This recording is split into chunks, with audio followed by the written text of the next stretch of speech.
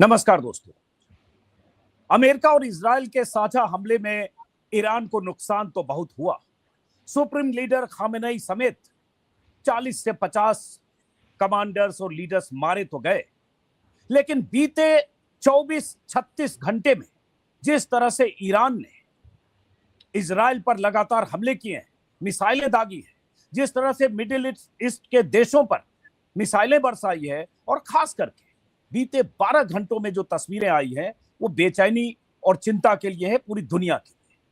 वो तस्वीरें ये हैं कि सऊदी अरब की रिफाइनरी, आरामको की रिफाइनरी पर मिसाइल गिरी है, रिफाइनरी को बंद कर दिया गया है। स्क्रीन पर जो तस्वीरें देख रहे हैं ये सरकारी रिफाइनरी की तस्वीर है। मैं चाहता हूं इसकी आवाज सुनिए आप। सायरन की आवाजें किसी रिफाइनरी से आ रही है।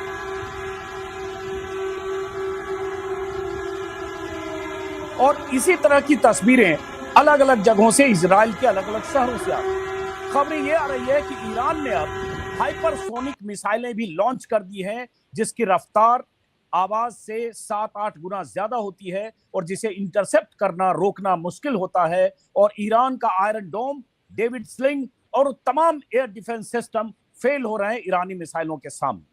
और इस बीच जैसा कि मैंने कहा, मिडिल ईस्ट के देशों में खलबली है, क्योंकि कुवैत में कहा जा रहा है कि 3 ऐसे अमेरिकी जेट गिरे जो ईरानी मिसाइलों की जद में थे, या ईरानी हमले की वजह से अमेरिकी जेट क्रैश हुए। ये तस्वीरें कुवैत से आई है। और इस तरह की तस्वीरों के बीच अमेरिका का यह कहना कि हम इस लड़ाई को अंजाम तक पहुंचाएंगे, ईरान का यह कहना कि हम कुछ भी हो जाए पीछे नहीं हटेंगे। इसलिए मैंने टॉप बैंड लिखा है, मरने मारने को तैयार ईरान से कैसे जीतेगा अमेरिका या कैसे जीतेगा इजराइल। दुनिया के बाकी देशों की भूमिका क्या होगी? खबरें आ रही है कि फ्रांस, जर्मनी और ब्रिटेन भी ईरान के खिलाफ ताकत का इजहार कर सकते हैं या अमेरिका का साथ दे सकते हैं। तो तमाम तस्वीरों के बीच, चिंताओं और बेचैनियों के बीच ये समझने की कोशिश करेंगे कि क्या हम तीसरे महायुद्ध की तरफ तो नहीं बढ़ रहे हैं।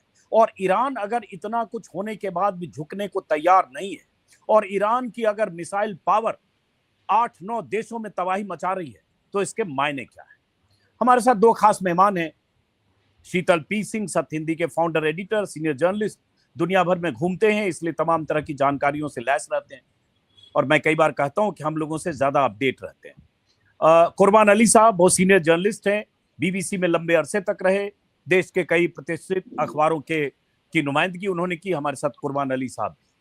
पहले मैं शुरू करता हूँ शीतल जी से। कुछ देर से बात हो रही थी लगातार कि जो खबरें शीतल जी आई, जो मैंने वीडियो जो स्क्रीन पर दिख रहा है कि सबसे बड़ी रिफाइनरी में से एक, वहां इस तरह से अटैक होना, और अब लग रहा है कि ईरान ने यह तय कर लिया है कि चाहे सिविलियन इलाका हो, चाहे किसी तरह का एस्टेब्लिशमेंट हो, होटल्स हो, कोई भी इलाका हो मिडिल ईस्ट के देश, वहां मिसाइलें दागी जाए ताकि वहां बेचैनी और छटपटाहट हो कि इस युद्ध को कैसे रोका जाए। पहले यह कहा जा रहा था कि जो मिडिल ईस्ट के 7-8 देश हैं वहां सिर्फ यूएस जो मिलिट्री बेस है वहां अटैक होगा, लेकिन अब ईरान ने पिछले 24 घंटे में कहें तो यहां वहां जहां तहां मिसाइलें दागी है, और अब खबर आ रही है कि हाइपरसोनिक मिसाइलों का इस्तेमाल हो रहा है। देखिए, ये जो हुआ है, अरामको में जो हमला हुआ है, ये हौतीज जो है, हूथी कुछ कहते हैं, HOUTHI, तो इन विद्रोहियों के ड्रोन अटैक से हुआ है। और इसमें आग लग गई थी, उसको उन्होंने फिर काबू पाया है, लेकिन कठिनाई हो गई और उससे बाजार में तेल के दाम 10% 12% बढ़ गए। क्योंकि अरामको बहुत बड़ी कंपनी है और बहुत बड़ी मात्रा में यहाँ से तेल की, और जिस सेंटर पे हमला हुआ है ये बहुत महत्वपूर्ण है उनका। तो ये बात, इससे ये लगता है जो ईरान के सहयोगी ग्रुप्स हैं, बहुत सारे शिया ग्रुप्स हैं विभिन्न देशों में, वो भी सब सक्रिय हो गए हैं। लेबनान से इन्होंने हिजबुल्लाह जो है, इन्होंने भी हमला कल किया था और इन पर हमला हुआ है जवाबी, तो ये इन्होंने शुरू कर दिया था। ईरान ने ज्यादातर कुवैत में हमले किए हैं, और जो आपने बताया ही कि कई जहाज गिरने की खबर की पुष्टि बीबीसी तक पे हुई है। अब उसमें खबरें फिर दूसरी तरफ से बनाई जा रही है कि वो जो है, जैसे आप दिखा भी रहे हैं कि ये जो है मिसाइल से नहीं हुआ, कुछ आपस में दोस्ताना फायरिंग जो हो जाती है इधर से उधर में, उसमें मारा गया, पता नहीं, लेकिन ये हुआ है कि उनके जहाज गिरे हैं, ये कबूल लिया गया है। नंबर 1 तो नुकसान होना बड़े पैमाने पे शुरू हुआ है। अमेरिका ने, पेंटागन ने ये कंफर्म कर ही दिया था कि उनके 3 सैनिक मारे गए हैं। और अमेरिकी सैनिक, और कई 1 दर्जन से ज़्यादा घायल हुए हैं। कुछ को कम चोटें हैं, लेकिन कुछ को अस्पताल ले जाना पड़ा है। तो नुकसान होना शुरू हो गया है। दूसरी ओर इज़राइल में जो हमला हुआ था, उसमें करीब 12 नागरिकों के मारे जाने और 100 के आसपास के घायल होने की खबर थी, जो बंकर में थे, और यानी मिसाइल इतनी ताकतवर थी कि उसने बंकर को भी तोड़ दिया था और उसमें लोग मारे गए थे। तो ये सही है कि इन लोगों के पास तकनीकी सुपीरियरिटी है इज़राइल और अमेरिका के पास, लेकिन ये भी सही है कि उनमें से कई बार ईरान की जो क्षमता है वो उनको भेद पाने की भी है। कई बातें थोड़ा दोनों तरफ से एग्जैजरेशन होता है। जैसे यहाँ से कहा गया कि जो अब्राहम लिंकन नाम का जहाज उनका है, लड़ाकू जहाज, जो खाड़ी में इस समय पहुंचा हुआ है लड़ाई करने, उस पर हमला करने की ईरान की ओर से खबर आई थी, लेकिन वो खबर पुष्ट नहीं हो पाई, क्योंकि आजकल तो जो लड़ाई हो रही है सब नीचे ऊपर सब जगह से उसकी देखते रहते हैं सैटेलाइट्स और सब, और इन सब का आज नहीं तो नहीं, और कई बार मैं दर्शकों को भी थोड़ा इसमें आगाह कर दूं, शीतल जी आप सही कर, कई बार ऐसा हो रहा है कि बहुत सारे ऐसे वीडियो वार के 2 साल 4 साल 5 साल पहले के वार के वीडियो अचानक आ रहे हैं, इजराइल पर हमला हुआ चाहे ईरान पर हमला हुआ, और कई बार ऐसा है कि अनवेरिफाइड किसी और कंट्री की मिसाइल या स्काई में किसी तरह की जो ड्रोन अटैक की उसके वीडियो भी लोग चला दे रहे हैं। तो ये एक खतरे हैं कि आप तथ्य को समझने की बीच में कोशिश करते रहे। AI जनरेटेड बहुत आते रहते हैं। इजराइल की ओर से अभी लगातार एक खबर आ रही है, जो पुष्ट कहीं जिम्मेदार सोर्सेस से नहीं हो रही है, कि जो खमनेई साहब की जगह इंटरिम अरेंजमेंट हुआ था, रेजा अतारी या अजारी क्या नाम है, वो भी मारे गए। रेजा अराफी, वो मार दिए गए हैं। लेकिन अभी इसकी कहीं किसी जिम्मेदार मतलब संस्थान ने पुष्टि नहीं की है। इजराइल की ओर से खबरें आ रही हैं, तो दोनों तरफ से कुछ प्रोपेगेंडा भी होता है। कभी कभी उनमें से सच, अब खमनेई के मारे जाने की बात भी इन्हीं सोर्सेस से पहले आई थी, लेकिन बाद में वो पुष्ट हुई। तो ये सब भी चीज़ है, प्रोपेगेंडा भी है, लेकिन वॉर जो है वो गर्म होता जा रहा है। और ये नहीं हुआ है कि खमनेई के मारे जाने के बाद ईरान में कोई ऐसी पोजीशन आ गई हो कि एकदम सेना वेना हथियार डालने लगे, या कोई विद्रोह हो जाए, या जन विद्रोह हो रहा हो और वो मुकाबला करने से भाग खड़े हो, बल्कि उल्टा हुआ है। उस सब में तेजी आई है।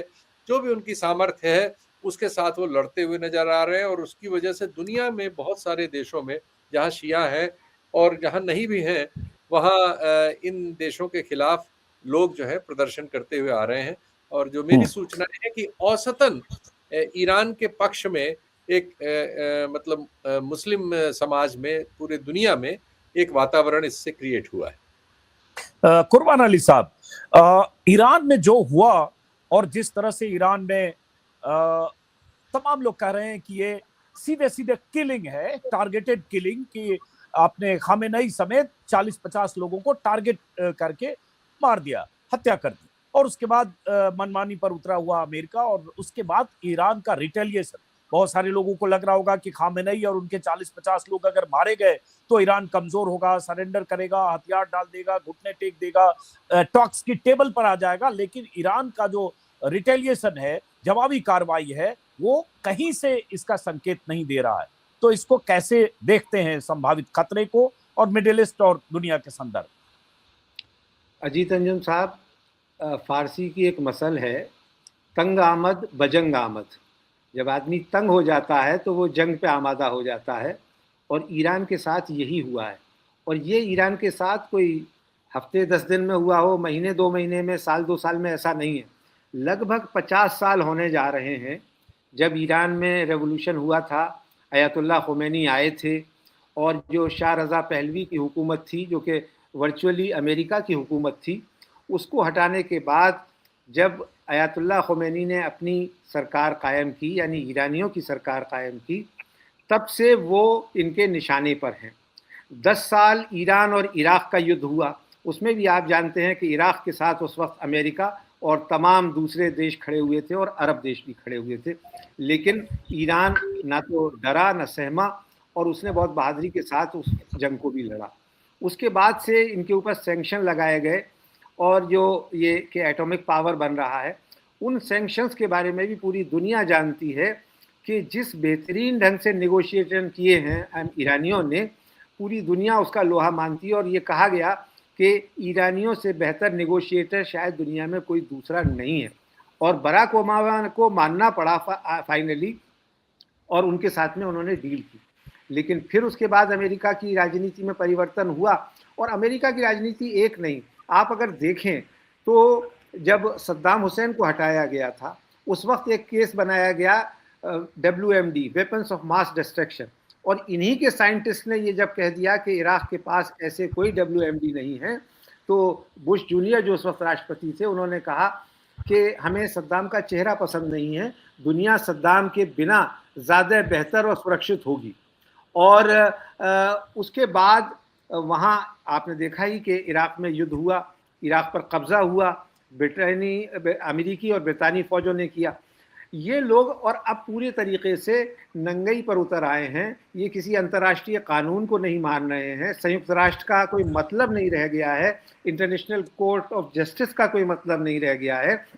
और ट्रंप ने अभी 1 महीने पहले जब ये मिडिल ईस्ट के लिए गजा प्लान किया था, आपने देखा ही होगा कि शर्म अल शेख में उसने 20-25 राष्ट्राध्यक्षों को बिल्कुल इस तरह से कि जैसे वो उसके नौकर हों, ब्रितानी प्राइम मिनिस्टर के साथ बोर्ड ऑफ पीस बना दिया अपनी तरफ से कि ठेकेदार हम हैं, अब जो मर्जी करेंगे। और कहा कि नहीं, जो मैं कहूंगा वो फाइनल होगा। इस अंदाज में हमने दुनिया में ये पहली बार किसी भी अमेरिकी राष्ट्रपति का ये रौद्र रूप देखा। और उसके बाद ठेका बोर्ड ऑफ पीस का अपने दामाद को दिया। जी हाँ, और उसके बाद ये कि साहब इजराइल को जो है वो किसी तरह का नुकसान नहीं पहुंचने दिया जाएगा, उसकी पूरी मदद की जाएगी। और गजा में आज भी लोग तड़प रहे हैं, ह्यूमन राइट्स की तरफ से जो एड जानी थी वो नहीं उनको मिल पा रही है, और बुरा हाल है। लेकिन इस बीच में अब ईरान को तबाह करने का उन्होंने ठेका ले लिया। अब इसमें उनके कई जो है ना, एक तीर से कई निशाने लग रहे हैं।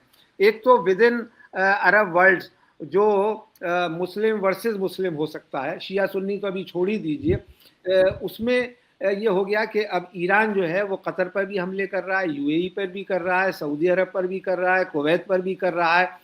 तो जो आपने अपने इंट्रोडक्शन में कहा, लगभग तीसरी आलमी जंग जो थर्ड वर्ल्ड वॉर का सिनेरियो तो बन चुका है। ये कितना खिंचेगी ये तो अब अमेरिका और इजराइल को तय करना है, क्योंकि ईरान के ऊपर तो ये लाद दी गई है। ईरान के पास अब कोई ऑप्शन नहीं है पीछे हटने का। वो अगर आज सीज फायर का भी ऐलान करे तब भी ये लोग उसको मानने वाले नहीं है। तो इसलिए अब उन्होंने कसम खा ली है आखिरी सांस तक लड़ने की, और वो लड़ेंगे। और उनका पिछले 50 साल का ये ट्रैक रिकॉर्ड बताता है कि वो कभी भी किसी भी धमकी में नहीं आए हैं। नुकसान उन्हें उठाना पड़ा है, बहुत हालात ख़राब हैं, महंगाई बहुत ज़्यादा है, इकोनॉमी शटर हो गई है, उनके पास में बुनियादी सेवाएं नहीं हैं, दवाएं नहीं हैं, मगर वो किसी भी कीमत पर झुकने के लिए तैयार नहीं है। और ट्रंप की ये डिक्टेशन मानने को तैयार नहीं है कि साहब रिजीम चेंज कर लीजिए तो हम यहाँ सब कुछ ठीक हो जाएगा। ट्रंप ने सोचा था कि जैसा वेनेजुएला में उन्होंने किया, राष्ट्रपति को वहाँ से उठा करके, और वहाँ चूं भी नहीं हुई, एक चींटी भी नहीं मरी, वैसा ही शायद ईरान में भी हो जाएगा। लेकिन ईरान से मैसेज अभी आ रहा है कि बड़ी तादाद वहाँ रिजीम चेंज के लिए तैयार नहीं है। हालांकि उन्होंने अपना प्लान बी बना रखा है, वही शाह रजा पहलवी के बेटे को वो भेजना चाहते हैं वहाँ का नया शासक बना करके, ताकि अपनी हुक्मरानी वो सीधे तौर पर कर सके। लेकिन वो फिलहाल होता हुआ नजर नहीं दिख रहा। शीतल जी, जो खबरें आ रही है जैसे ओमान के तेल टैंकर पर, दुबई के तेल टैंकर पर, UAE के तेल टैंकर पर हमले हुए, सही आपने कहा कि जो ये सऊदी अरब में रिफाइनरी पर ड्रोन अटैक हुआ है उसको लेकर खबरें हैं कि हुती ने किया या कोई सपोर्ट में जो ऑर्गेनाइजेशन होते हैं उसने किया, ईरान ने किया। अब इसको लेकर तमाम तरह की बातें, लेकिन तेल टैंकर पर हमले और इस बीच होर्मुज की खाड़ी में, स्ट्रेट ऑफ होर्मुज से पता चल रहा है कि 200 टैंकर्स वहां फंस गए हैं। तेल की कीमतें 9-10% बढ़ रही है और एक नया संकट विश्व के सामने होगा, क्योंकि ईरान के लिए होर्मुज को डिस्टर्ब करना बहुत मुश्किल नहीं है, क्योंकि उसके मुहाने पर बैठा है। और दूसरी तरफ ओमान है जो ईरान का उस तरह से दुश्मन नहीं है, बल्कि वो तो मध्यस्थता करता रहा अब तक। तो एक दूसरा संकट यह है। अब मैं एक मुकम्मल व्याख्या अगर यहां से देखें कि एक तरफ ईरान का घुटने टेकने की बजाय डू और डाई की तरह, टग ऑफ वार की तरह ईरान कूदा है। अभी खबर आ रही है कि 500 से ज्यादा, जो कैलकुलेशन है, जो दावे हैं, 500 से ज्यादा ईरान में लोग मारे गए, कमांडर्स, लीडर्स जो भी है। और आपने सही कहा, जिक्र उनका भी है कि अराफी को भी एलिमिनेट कर दिया गया। बावजूद इसके ईरान अगर इस तरह से रिटेलिएट कर रहा है तो इसको क्या अमेरिका समेट पाएगा, इजराइल समेट पाएगा? ये वेनेजुएला नहीं है। ये तो सही है कि ये वेनेजुएला नहीं है, लेकिन ये जरूर है कि ईरान को दिक्कत तो है, चूंकि पूरा एयर उनका स्पेस जो है इन पश्चिमी इन दोनों के मतलब अमेरिका और इजराइल के कब्जे में है, और उनको ये एक सुविधा है कि वो बिना अपना सैनिक जमीन पे उतारे खतरे में डाले ऊपर से हमले करके इनके लोगों को मार रहे हैं, इनकी लीडरशिप को मार रहे हैं और गलत भी निशाने लगाए हैं, जैसे 150 से ज्यादा बच्चे मारे गए हैं। एक स्कूल पे मार दिया था, गांधी जी के नाम पे एक अस्पताल है तेहरान में, उस पे बमबारी हुई है। एक अस्पताल WHO का है उसी के आसपास वाली स्ट्रीट पे, चूंकि उस पता नहीं किस वजह से वहां इन लोगों ने बमबारी की, जबकि माना जाता है कि इनके पास बड़ा प्रिसाइज बॉम्बिंग का सिस्टम है और इनके पास जो फील्ड पे भी मतलब मुखबिर बहुत हैं।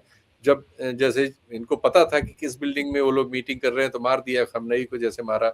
इसके पहले भी जून में भी जब हमले किए थे तो खबरें आई थी कि बहुत उस समय भी एक बड़ी लीडरशिप को इन्होंने साफ कर दिया था। तो यानी इनके पास ह्यूमन इंटेलिजेंस भी बहुत है, टेक्निकली बहुत सुपीरियर पोजीशन में है, और ईरान के पास स्काई में लड़ने की क्षमता नहीं है। वो जमीन पे लड़ सकता है या मिसाइलों से मुकाबला कर रहा है, तो वो एक इनको थोड़ा एडवांटेज है। तो ईरान की ओर से टैक्टिकल फाइट ही होगी, जिसमें जो आपने हॉर्मुज स्ट्रेट की बात की, अभी बंद नहीं किया है ईरान ने, लेकिन बीमा कंपनियों ने दरअसल ये धंधा बिना बीमा कंपनियों के नहीं चल सकता, तो बीमा कंपनियों ने बीमा कैंसिल कर दिए हैं 3 दिन पहले ही, लड़ाई शुरू होने के अगले दिन ही उन्होंने कर दिया था, एक टैंकर पे एक गोलाबारी के बाद। तो इंश्योरेंस न होने से इस धंधे पर तो असर पड़ गया है और ये रोज बढ़ेगा इसका दाम। युद्ध जितने दिन चलेगा ये 20-25% बढ़ सकता है, बढ़ता हुआ मिल भी रहा है, और जो शेयर मार्केट है उसमें टूट फाट होगी। और दूसरे इन देशों में जो फ्लाइट्स आना बंद हो गई हैं, सारे गल्फ में करीब 9-10 देशों में अब किसी किस्म की फ्लाइट ना आ रही, ना उधर से कोई फ्लाइट जा रही है। 400 के आसपास इंटरनेशनल फ्लाइट्स कैंसिल हुई है। जी। तो उससे क्या होता है कि रूट बदलने से भी फ्लाइट्स जो चल रही होती है अंतर्राष्ट्रीय, उनकी कॉस्ट बहुत ज्यादा बढ़ जाती है।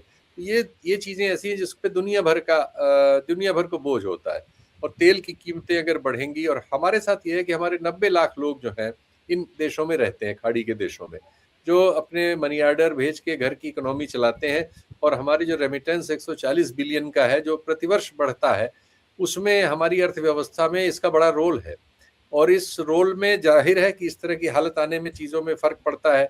बहुत से यात्री फंसे हुए हैं दुबई वगैरह में। हमारे प्रधानमंत्री जी ने जो दुबई को फ़ोन किया उसमें भी यही कहा कि हमारे लोगों को देखभाल करिएगा, और वहाँ वैसे वो लोग बड़े ढंग से उसको सबको देख रहे हैं। हमारे हवाई अड्डों पर तो शिकायतें आ रही हैं, लेकिन वहाँ वो स्थिति नहीं है।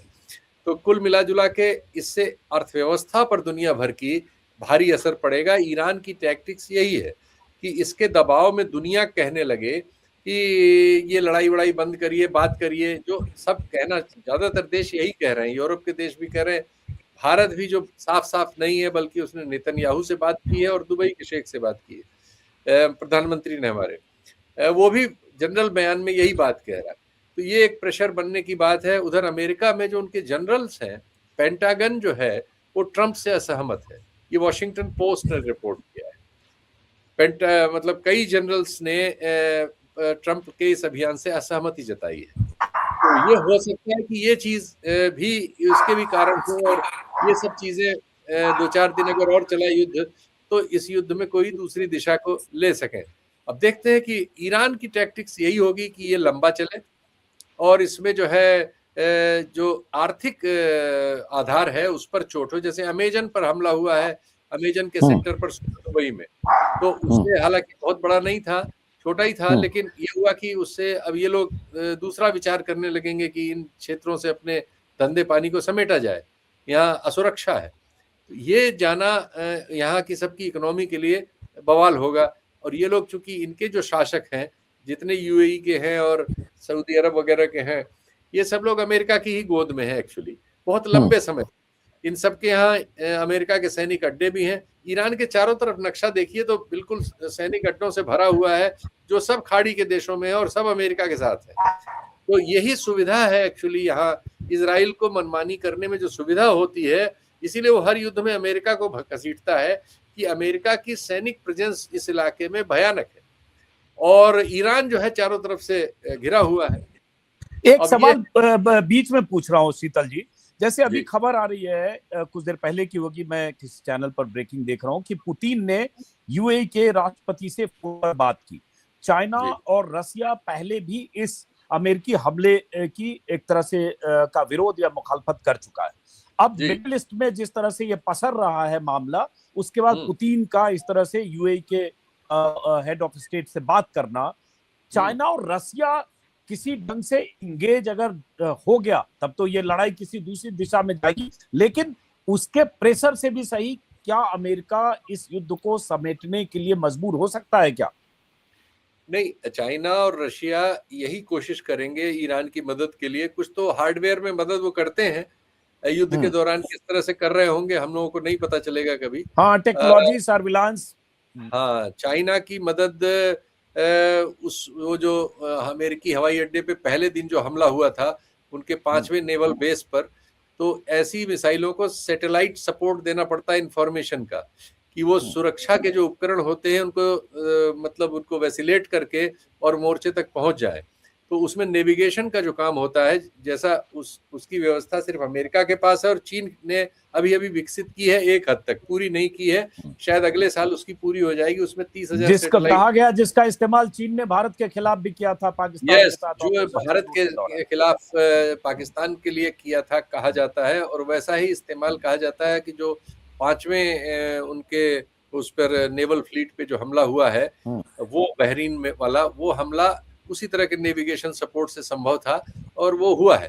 तो इस तरह का होगा, लेकिन वो ओपनली नहीं कहेंगे कि हम इसमें हैं, चूंकि उनके ओपनली कहते ये थर्ड वर्ल्ड वॉर वाली सिचुएशन हो जाएगी और वो सिचुएशन से अभी वो लोग अपने को बचाना चाहेंगे। चीन तो बचाना ही चाहता है, क्योंकि चीन की जो अपनी रणनीति है लॉन्ग टर्म है, उसमें यह है कि हमें 5-7 साल उनको हाई एंड टेक्नोलॉजी में अभी और काम करने की जरूरत है, तब वो अमेरिका को उस एरिया में भी या तो कॉम्पीट करेंगे या पछाड़ देंगे, और तब वो अमेरिका उस हालत में नहीं रह जाएगा कि वो जहां चीन हो वहां वो पंगे करे। और अभी जो जैसा अमेरिका के पक्ष में है ये बात कि उन्होंने दक्षिण अमेरिका में एक राष्ट्रपति को किडनैप कर लिया, उठा के उसके घर में से अपने यहाँ जेल में डाल दिया। ये लोग भी वहां हैं, लेकिन वहां ये उसमें बहुत रोकथाम नहीं करने की हालत में है। वेनेजुएला में भी चीन और रूस दोनों थे। क्यूबा पे खतरा है, मैक्सिको और वो क्या नाम है कोलंबिया, उनके राष्ट्रपति वगैरह मतलब अपना स्टैंड ले ही चुके हैं। ब्राजील के राष्ट्रपति बनते रहते हैं। तो लैटिन अमेरिका के तो सारे देश, तो अमेरिका उनको अपना हेमिस्फेयर बता रहा है, ये मतलब हमारी कॉलोनीज हैं। तो एक नए कॉलोनियल दौर में हम लोग धीरे धीरे पहुंचाने की कोशिश हो रही है। इसको रोकने के पहले जैसे सोवियत संघ था, वो हालत चीन की आने में भी 4-5 साल टेक्नोलॉजिकली बाकी है, जैसा चीनी रणनीति के बारे में विश्लेषण करने वाले लोग कहते हैं। तो अभी ये लोग नहीं करेंगे कि इसमें कोशिश करेंगे कि इस तरह से उन लोगों से दबाव डलवाएं जिनके आर्थिक नुकसान हो रहे हैं। तो दुबई से रूस की बात यही हुई होगी, क्योंकि रूस के लोगों का बहुत सारा पैसा आजकल दुबई में है। जब से बैंकिंग ये झगड़ा हुआ है यूक्रेन और उसका, तो रूसी जो है चूंकि डॉलर में व्यापार नहीं कर पाते, तो वो सारा व्यापार ज्यादातर अरब मुद्रा में हो रहा है या चीनी मुद्रा में हो रहा है। तो इसकी वजह से अच्छा खासा पैसा दुबई के बैंकों में रूस से आया है। एक वो लीवरेज है, और दूसरे एक जनरल पड़ोसी होने के नाते, और वो सब हो रहा होगा कि भाई आप लोग बोलिए नहीं तो आपका नुकसान हो जाएगा, ये सब कुछ हो रहा होगा। जाहिर है ये सब इंटरनेशनल चीजें होंगी, और जितना संभव होगा हार्डवेयर वगैरह की मदद होगी। ये मिसाइलों का जो प्रोग्राम दुनिया में अमेरिका के जवाब में, चाहे भारत में हुआ हो, चाहे ईरान में हुआ हो या कहीं पे, तो रूस ने ही मदद सबको की है। सबसे पहले तो रूस के ही पास ये सब था, और अब बहुत सारे देशों के पास है। चीन के पास भी रूस से ही आया है। तो रूस इन मामलों में, मतलब रूस जो सोवियत संघ था, उसने तो बहुत चीजों में रिसर्च करके अपने को बराबर कर ही लिया था, और एटॉमिक फोर्स के तौर पर तो वो बराबर है ही है। इसी वजह से उसका अस्तित्व बचा है, तो निपट ही जाता। एक सवाल और शीतल जी आपके पास आऊंगा, लेकिन उससे पहले कुर्बान अली, जो देखिए अभी 2-3 घंटे से जो मैं खबरें देख रहा हूं जिसमें इसका जिक्र हो रहा है, क्योंकि ईरान के पास 2000 किलोमीटर 2500 किलोमीटर तक मार करने वाली मिसाइलें हैं, उसमें हाइपरसोनिक सुपरसोनिक मिसाइलें हैं। अब तक इस तरह की मिसाइलों का इस्तेमाल नहीं हो रहा था, कहा जा रहा है अब वो सुपरसोनिक मिसाइलें भी इस्तेमाल ईरान कर रहा है या करने के लिए सोच रहा है, या इजराइल की शहरों की तरफ दागे गए। वार के समय में बहुत सारी ऐसी जानकारियां होती है जिसको कई बार पुख्ता तौर पर कह पाना मुश्किल होता है। सही कहा शीतल जी ने। एक बार दर्शकों को बता दूं कि ऑयल रिफाइनरी पर जो हमला हुआ है उसको लेकर कहा जा रहा है कि हुती का अटैक है या ड्रोन अटैक है। उसी तरह से कुवैत में जो 3 फाइटर जेट गिरे हैं, अमेरिका का कहना है कि कुवैत ने फ्रेंडली फायर में वो 3 फाइटर जेट मार गिराए हैं या गिर गया है, हमारे पायलट सुरक्षित है। दूसरी तरफ कुछ पहलू ये है, कहा जा रहा है कि ईरानी हमले की वजह से क्रैश हुआ, जो भी हुआ। लेकिन ईरानी अटैक की जब बात कर रहे हैं, मिसाइल और ये, तो एक पहलू तो ये भी हो सकता है कुर्बान जी कि जब तक इसमें देश या अमेरिका पर दबाव ऐसा न बने कि युद्ध को समेटो, तब तक आप मिसाइल दागे, कुछ नुकसान होगा यहाँ वहां। लेकिन जैसा शीतल जी कह रहे हैं और हम सब लोग मान रहे हैं कि एयर स्पेस पर कब्जा है इजराइल और अमेरिका का, एयर डिफेंस सिस्टम है नहीं, तो 2 दिन 4 दिन 6 दिन 8 दिन 10 दिन, लेकिन आखिरकार अमेरिका और इजराइल में काम हो सकता है। देखिए अजीत जी, ईरान को अपने बारे में कोई मुगालता नहीं है। उसे मालूम है कि वो किस हद तक लड़ सकता है, कितने दिन लड़ सकता है। लेकिन जो कोलेटरल डैमेज हो रहा है अमेरिका, इजराइल और उनके मित्र देशों का, वो कहीं कई गुना ज़्यादा होगा और उसके बारे में सोचने का काम इन लोगों को करना पड़ेगा, ना कि ईरान को। ईरान को तो अब मालूम है कि हम तो अब फाइट टू फिनिश है, ये हमारे वजूद की लड़ाई है, अस्तित्व की लड़ाई है, हमारी लीडरशिप को ख़त्म कर दिया, हमारे हर तरह से हमको तबाह बर्बाद करने की कोशिश है। तो अब वो कोई मुरव्वत दिखाने वाला नहीं है। वो अरब देशों के साथ भी कोई मुरव्वत नहीं दिखा रहा है और जहाँ जहाँ जितना नुकसान कर सकता है वो करेगा। लेकिन इस वक्त सबसे बड़ी बात तो यह है कि इंटरनेशनल कम्युनिटी आखिर है कहाँ, वो तो कहीं नजर ही नहीं आ रही है। और उसमें दुनिया का सबसे बड़ा लोकतंत्र यानी हमारा देश, उसने तो ऐसी खामोशी और ऐसी बेशर्मी तारी कर रखी है अपने ऊपर कि उसका कोई रोल ही नहीं रह गया है।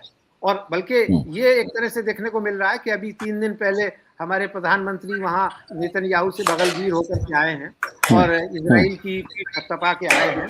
और हमारी जो एक लाइन महात्मा गांधी के ज़माने से थी 1938 से लेकर के आज तक, प्रो फलस्तीन और इजराइल के खिलाफ, वो तो पूरी तरह से ध्वस्त हो गई। उसका तो कोई मतलब ही नहीं रह गया है। तो जब इंटरनेशनल कम्युनिटी का कोई इंटरवेंशन नहीं है, कोई इंटरनेशनल ऑर्गेनाइजेशन का कोई रोल नहीं है, यानी 4 दिन हो गए जंग को, सिक्योरिटी काउंसिल की मीटिंग होती है आमतौर पर जब कभी कोई हमला होता है, यूनाइटेड नेशन सिक्योरिटी काउंसिल की पता ही नहीं है। यूएन सिक्योरिटी यूनाइटेड नेशन का जो जनरल सेक्रेटरी है वो कहाँ है, क्या कर रहा है, किसी को नहीं मालूम है। और उसको सबको मालूम है कि भाई ट्रंप दादा ने कह दिया है कि साहब खबरदार, और हमारे पैसे से तो तुम काम करते हो, इसलिए हम तो तुम्हें एक पैसा नहीं देंगे। तो वो सब जो है बिल्कुल दम बखुद होकर के अपने घरों में बैठे हुए हैं। अब जिसको कहते हैं कि इस जंग का खुदा ही मालिक है, क्योंकि इसके बारे में कुछ नहीं कहा जा सकता। जिन्होंने जंग शुरू की है उन्हें ही ये कॉल लेना पड़ेगा कि वो आखिर इस जंग को किस हद तक ले जाएंगे। उसमें अर्थव्यवस्था का मामला जैसा कहा गया अभी वो ज़्यादा आएगा, या कोलेटरल डैमेज और ज़्यादा होगा, या और अरब वर्ल्ड की नुकसानात होंगे जैसे आरामको में हुआ है। इस तरह की अगर कोई 2-4 बड़े मेजर चीज़ें हो गई तो आप समझिए कि दुबई के लिए टिका रह पाना मुश्किल हो जाएगा। Abu Dhabi, Dubai, Kuwait, Qatar, और कतर तो सबसे बड़े निशाने पर है, क्योंकि अगर वहाँ सही तरीके से ईरान ने कोई अटैक कर दिया, और जो कि जिसकी संभावना पूरी तरह से है, क्योंकि मरता क्या ना करता वाली स्थिति में है अब, इसलिए उससे किसी तरह की मुरव्वत की आप उम्मीद नहीं कर सकते हैं। लेकिन आज सबसे बड़ा सवाल यही है कि दुनिया के तमाम बड़े देशों, ये सिर्फ मामला चीन और रूस तक सीमित नहीं है। फ्रांस क्या कर रहा है, जर्मनी क्या कर रहा है, ऑस्ट्रेलिया क्या कर रहा है। इराक युद्ध हो रहा था तो तब सारे देश इन्वॉल्व थे, सारे जगह प्रदर्शन हो रहे थे। अभी अफसोस की बात यह है कि पूरी दुनिया में उसके खिलाफ जैसे गजा को लेकर के प्रदर्शन हुए थे वैसे प्रदर्शन देखने को नहीं मिल रहे। तो मुझे लग रहा है कि आम लोग जो हैं वो उन सबके ऊपर या तो कोई दहशततारी हो गई या वो विरोध नहीं कर पा रहे हैं। वरना तो क्या मतलब था कि इतनी बड़ी घटना हो जाए, तीसरा विश्व युद्ध वर्चुअली शुरू हो जाए और पूरी दुनिया खामोश बैठी हुई। भारत के कुछ हिस्सों में अब उसको रंग दे दिया जाता है कि साहब ये तो शिया कर रहे हैं। शिया और सुन्नी का सवाल नहीं है। अलीगढ़, लखनऊ, कश्मीर और दक्षिण के कई शहरों में, हैदराबाद में बड़े बड़े प्रदर्शन हो रहे हैं और हमारा मीडिया तो उसको रिपोर्ट करता ही नहीं है। लेकिन जो बाकी दुनिया में होने चाहिए थे वो नहीं हो रहे हैं, इस पे मुझे हैरत हो रही है। और वो क्यों नहीं हो रहे हैं ये बात समझ में नहीं आ रही है। आखिरी क्लोजिंग रिमार्क शीतल जी, भारत के संदर्भ में देखिए, कांग्रेस ने सख्त प्रतिक्रिया जताई खामेनेई की किलिंग के बाद और इजरायली अमेरिकी हमले के बाद, और बहुत सारे जो इस तरह के लोग हैं जो ईरान और भारत के संदर्भों का जिक्र करते हुए नेहरू काल से लेकर और हाल के वर्षों तक, और उस लिहाज से लोग एक्सपेक्ट कर रहे हैं कि कम से कम ईरान की संप्रभुता पर अगर अमेरिका ने, इजराइल ने हमला बोला है और वहां के सुप्रीम लीडर जो वहां के लिए हेड ऑफ द स्टेट है उनकी सीधे सीधे किलिंग की है, तो भारत बयान के हिसाब से रस्म अदायगी भी तो करे कि किसी संप्रभु देश पर इस तरह के हमले के हम पक्ष में नहीं है। लेकिन भारत की चुप्पी है, इसको कैसे देखते हैं, या यही जरूरी है भारत के लिए? देखिए, भारत की नीतियों का अब विमर्श से निर्धारण नहीं हो रहा है, न संसद में, और हम इतने तो प्राइवी हैं कि कैबिनेट में भी कोई बात नहीं होती और किसी कैबिनेट में ये तय नहीं हुआ है। ये मोदी जी की निजी राय है और उन्होंने पूरी हमारी विदेश नीति को उल्टा खड़ा कर दिया है।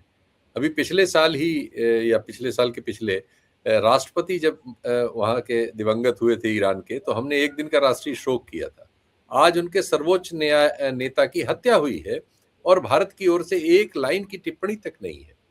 ये जो परिवर्तन हुआ है एक साल में खुद मोदी जी के द्वारा, मोदी जी जब 16 में ईरान गए थे, उस समय का उनका अगर भाषण सुने तो उसके हिसाब से आपको समझ में आएगा कि वो ईरान की वो तारीफें कर रहे थे और चाबहार पर उन्होंने जो इंटरव्यू दे रखे थे। और हमने $120 मिलियन चाबहार में अभी पिछले साल रिलीज किया है ईरान को उपकरण खरीदने। मैंने वो यात्रा कवर की थी और मैं तेहरान में था जब हमारे प्रधानमंत्री फारसी के शेर पढ़ रहे थे। बताइए, तो ये जो मतलब समरसाल्ट किया है नीति का, ये कहीं हमारे मतलब लोकतांत्रिक देश में ये सब इतना बड़ा फर्क लाने के लिए तो बड़ी आपस में बातचीत की जाती है। कम से कम अपनी पार्टी में ही बात करते अटल जी का या सबका, और आपका खुद का अपना पुराना इंस्टेंस क्या था, और एकाएक आप 27 को इजराइल से लौटते हैं, 28 को ईरान पे हमला होता है और इजराइल ही शुरू करता है। तो ये सब कमाल हो रहा है। दुनिया में आप ही हैं जो उसको लेजिटिमेसी दे रहे हैं इस समय, जिसके खिलाफ 177 यूएन रेजोल्यूशन पास हैं दादागिरी के मामलों में, और 120 से ज्यादा। और आप नेतन्याहू से बात कर रहे हैं, यूएई के प्रिंस से बात कर रहे हैं, लेकिन आप ईरान पर क्यों नहीं बोल रहे हैं, सीधे सीधे 500 लोगों को मारा गया जिसमें लीडरशिप को खत्म कर दिया गया। यही मतलब, तो आप ये सब जो हुआ है ये असाधारण है। लेकिन अब हमारे देश में भी बहुत सारी चीजें असाधारण हो रही हैं, जैसे दुनिया में ट्रम्प साहब की वजह से हो रही हैं, हमारे देश में अब क्या कहा जाए, जो है आप सबको पता ही है। तो ये सब कुल मिला जुला के हम एक अजीब सी स्थिति में हैं। अब ये सब खत्म हो तब इस पर सब पर बात शायद हो इस देश में, अगर हो पाए तो, वरना आखिरी कुर्बान जी, आखिरी आप भी, कि मोदी ने अपना स्टैंड तय कर लिया, घोषित तौर पर नहीं, लेकिन सीधे सीधे नेतन्याहू और अमेरिका के साथ मोदी है और ईरान के साथ नहीं है। देखिए, मैं आपको फिर याद दिलाऊं कि इराक युद्ध के दौरान जो ब्रिटानी प्राइम मिनिस्टर थे टोनी ब्लेयर, उन्हें अमेरिका का विदेश मंत्री कहा जाता था। और इसी तरह के रोल में अब हमारा भारत देश महान आ गया है हमारे प्रधानमंत्री और उनकी विदेश नीति के कारण। सिर्फ इतनी बात नहीं है, आपको याद होगा जब हिलरी क्लिंटन थी विदेश मंत्री, और उस समय वो जब भारत आई थी तो उन्होंने इस बात के लिए दबाव डाला था कि ईरान से हम तेल लेना बंद कर दें, और काफ़ी हद तक बंद भी कर दिया गया, जबकि सबसे सस्ता तेल हमें ईरान से मिलता है और उसका हमको डॉलर में भी नहीं करना पड़ता। वो उसके लिए हम दूसरा जो एक सिस्टम होता है कि हम उसको अनाज दे दें, हम दूसरी खाने पीने की चीज़ें दे दें, दवाएं दे दें, उसके ज़रिए से हम अपना पेमेंट कर सकते थे। लेकिन हमने अमेरिका की उन शर्तों को मान लिया क्योंकि शायद ये हमारा नेशनल इंटरेस्ट हो गया, और हमने अपने नेशनल इंटरेस्ट के बारे में सोचना समझना बंद कर दिया है। और सिर्फ ये कि हमारी भलाई भी ट्रंप के पीछे और उनकी चरण वंदना करने में ही है, इसलिए वो सारे काम किए जाएं जो पिछले लगभग 70-80 वर्षों में इस देश ने किए थे, और उसके खिलाफ हम जाकर के अपना एक नया कीर्तिमान खड़ा कर रहे हैं। हालांकि मैं यहाँ ये बताऊं कि 2014 में जब नरेंद्र मोदी आए थे तो पहली बार भारत सरकार, सुषमा स्वराज विदेश मंत्री थी, भारत ने इजराइल के खिलाफ वोट किया था इसी सरकार के रहते हुए, क्योंकि वो हमारी एक लाइन थी। और आमतौर पे विदेश नीतियां सरकार बदलने से नहीं बदली जाती हैं, वो एक कॉन्स्टेंटली रहती है और उसमें ये देखा जाता है कि ये हमारा नेशनल इंटरेस्ट क्या है। ये नेहरू के ज़माने की जो विदेश नीति थी वो सिर्फ इसलिए नहीं थी कि जनता पार्टी आ जाए और बीजेपी आ जाए या देवेगौड़ा की सरकार बन जाए, गुजराल की सरकार बन जाए, वो अपनी विदेश नीति अलग करेंगे, बल्कि हमारा नेशनल इंटरेस्ट क्या करता। अमेरिका अपना कोई भी काम अपने नेशनल इंटरेस्ट के खिलाफ नहीं करता, चीन और रूस भी नहीं करते, फिर हमारे ऊपर ऐसा क्या दबाव है कि हम उसको बोलने के लिए तैयार नहीं है और घाटे का सौदा कर रहे हैं। अमेरिका ने कहा रूस से तेल लेना बंद कर दो, हमने आधा कर दिया, तकरीबन बंद कर दिया। अब उसका संकट हमें झेलना पड़ेगा। हमारे पास में दूसरा प्लान बी क्या होगा ऐसी सूरत में जब तेल की कीमतें बढ़ेंगी और क्राइसिस होगा, तो हम कहाँ से तेल लेकर के आएंगे, किन देशों को अप्रोच करेंगे? क्या सऊदी अरब उस वक्त हमारी मदद के लिए आएगा? क्या कुवैत और इराक और ओमान और कतर हमारी मदद करेंगे? इन हालात में तो नहीं हो पाएगी। ऐसे में हमारे पास कोई प्लान बी होना चाहिए, वो नहीं है। और विदेश नीति तो पूरी तरह से ध्वस्त हो चुकी है। संसद का सत्र चल रहा है, उसके बावजूद एक बयान ना तो प्रधानमंत्री की तरफ से आ रहा है, ना विदेश मंत्री की तरफ से आ रहा है। हमारे विदेश मंत्री आजकल क्या कर रहे हैं और कहाँ नजर आ रहे हैं, यही समझ पाना मुश्किल हो रहा है। इतना बड़ा देश, उसने अपने आप को बिल्कुल ऐसा जैसे बनाना रिपब्लिक के देश होते हैं, अपने आप को उस स्थिति में ला करके खड़ा कर लिया है। नतीजा ये है कि ना हमारी कोई हैसियत है और ना कोई वजूद रहे। चलिए, बहुत बहुत शुक्रिया शीतल जी, बहुत बहुत शुक्रिया कुर्बान अली साहब। देखते हैं, हम लोग तो दुआ करेंगे कि ये युद्ध लंबा न चले, क्योंकि ऐसी जंग, ऐसी लड़ाई और उसके खामियाजा आम लोग भी भुगतते हैं, जैसे ईरान में बच्चों ने भुगता। बहुत बहुत शुक्रिया, धन्यवाद।